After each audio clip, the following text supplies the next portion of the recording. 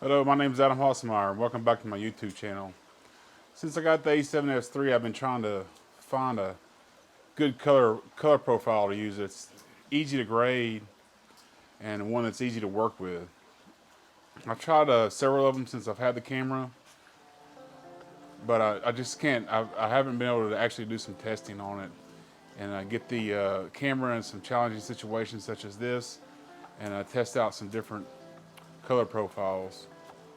The first place I want to start off with, the picture profile off, and that's what you're seeing here. We'll see what it looks like with the picture profile off.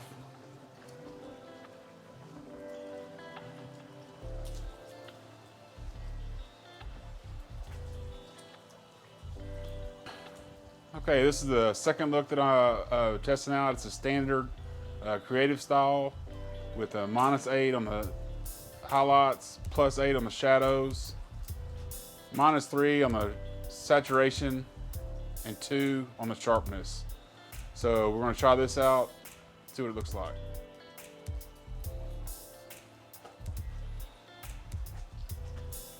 Okay, that's a standard picture profile or standard creative style with just a few minor adjustments. So next we're going to go to neutral or natural. Neutral. Okay, now we're on the neutral creative style, just standard as it comes in camera. And I want to take a look and see what this looks like. Looks like it might be overexposing just a little bit in the background. So anyway, I want to take a look at this, see what it looks like.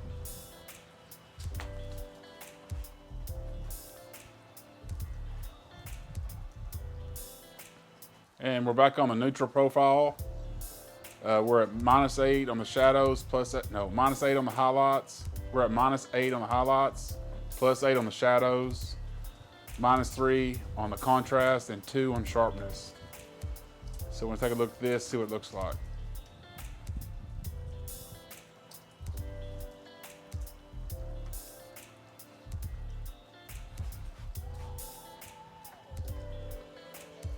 Okay, that's a neutral color profile with a few minor adjustments. This is picture profile 1, straight out of the camera as it came from the factory. We want to take a look at this and see what it looks like. Picture profile 1.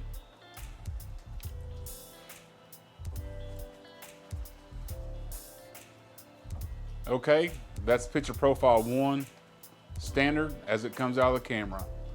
So we'll switch over to picture profile 2.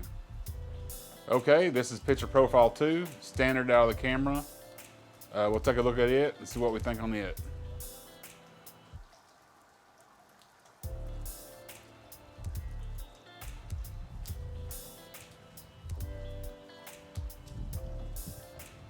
Okay, that's picture profile 2, standard as it comes out of the camera.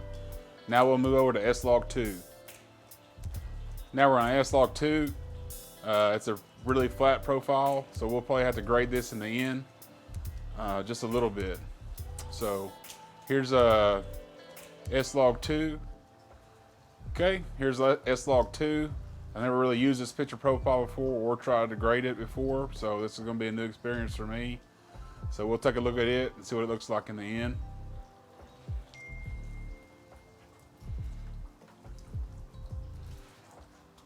Okay, that's S-Log 2. Now we'll move to S-Log 3. Okay, this is S-Log 3. Apparently you're supposed to overexpose S-Log 3 by 1.7 stops. I've used it a few times and haven't had very good success of using S-Log 3 at all. The main thing about it that I've found is that it's either really good or unusable. So if you mess up S-Log 3 in camera, there's basically no coming back from it. As many have said on YouTube and other research that I've done, it's one of the best color profiles to use on the Sony camera, but it's kind of difficult to work with, especially when you're not really specifically focused on running a camera.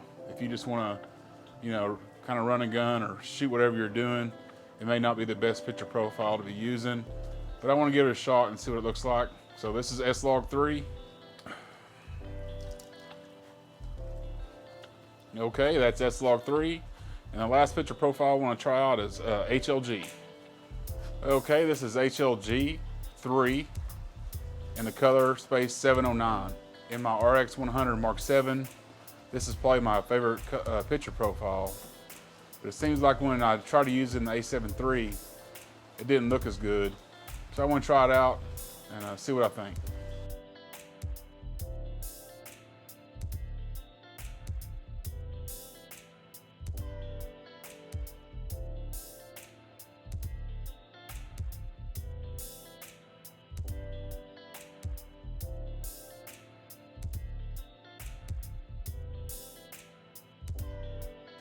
Okay, we're back just on the regular old standard picture profile, which may be the one I choose or maybe not. When looking for a color profile, I want something that's, you know, easy to use and I can use it straight out of the camera. But also if I want to color grade it just a little bit, I can do that and add my own little personality to the color grade, or correct it if I feel like it needs to be corrected. I just don't want something that's overly hard to use and requires just an overly lot of effort in post. So I'm thinking that I'll be using one of the standard picture profile, either the standard or the neutral, or maybe HLG. I don't know, we'll take a look at the S-Log2 and the S-Log3. If I feel like they're fairly easy to color grade and easy to work with, I'll have no problem going with either one of those. But like I say, I've used them in the past and they've been really difficult to work with. So we'll take these inside, get them color graded and see what I think about them, and I'll get back with you and let you know what I think. So I also wanted to do a little bit of a test about how these different color profiles would work in a indoor environment. The three favorite ones that I shot with outdoor were just a standard color profile with the minor changes. So this is what that is. It's a standard profile. It's one of my favorite three. This and the HLG is probably my favorite one that I shot outside with today. But I also want to give S-Log3 another try for indoors. This is what the standard profile with minor changes looks like indoors. And this is the HLG3 profile with the 709 color space. This is by far my favorite one that I used while I was outside this afternoon. It was definitely the easiest to grade and post, and it just seemed to be, the highlights and the shadows just seemed to be spread out pretty equally. So I didn't have a lot of blown out highlights or crushed shadows, so I was able to have a pretty good overall picture between the highlights and the shadows. So, and then when I went to grade it, it didn't take just a whole lot at all to make the color or the picture where I like it, where I would want it. So I wanted to try this one out on the indoor setting to see what it looks like. But outdoors, it was by far my favorite one, and we'll see what it looks like indoors. Okay, so this is S-Log3 indoors round 2. I came out here earlier and did a brief segment with the S-Log3 and the auto ISO, and that's simply not going to work. You're going to need to be able to run the camera manually to use S-Log3. So I've changed some settings on the camera. I have it in S-Log3, and hopefully this will turn out better than the previous footage.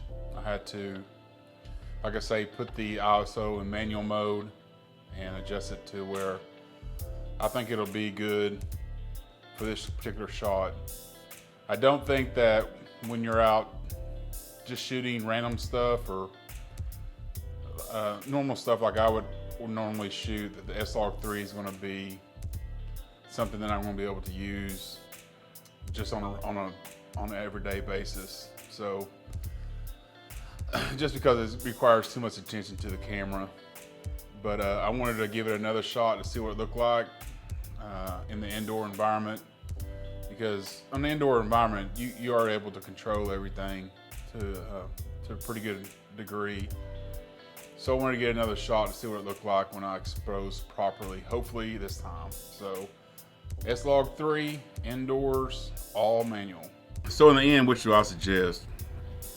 Well, I, for one, will be sticking with just the easier profiles to work with, either standard or neutral. But if you don't like one of those profiles, you can always fine-tune adjust it to make it look exactly how you want it to. For instance, the standard to me is just a little too intense on the colors, so I might bring that down a little bit in camera. Then I don't want to do any color grading at all. So that's what I think that's what I'll be sticking with primarily for now, as they're just way easier to use for a beginner like me. I will be testing with the S-Log3 because all the footage I've seen online has all been clean, and there's more dynamic range in the shot. It's just a better overall image if you can get it to work for you. Unfortunately, when I use it, I seem to get a lot of noise in it.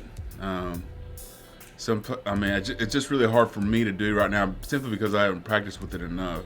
Mainly the noise is the biggest issue right now. I get just I introduce a lot of noise into the shot, and I don't quite know how to keep that from happening. So I'm going to be practicing with the S-Log3 as I go along.